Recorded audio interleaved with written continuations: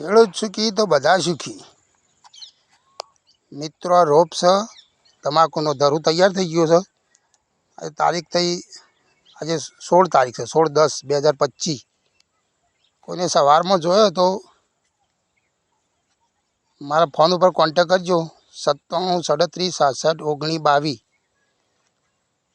તો આજે સવારથી આપો જ લગભગ 2-4 વીઘાનું નીકળશે. આટલા નજીકથી કોઈ હોય, વડનગર, વિસનગર, ગુંજા હાઈવે ટચ છે રોપ. ગુંજાથી અંદર થોડો.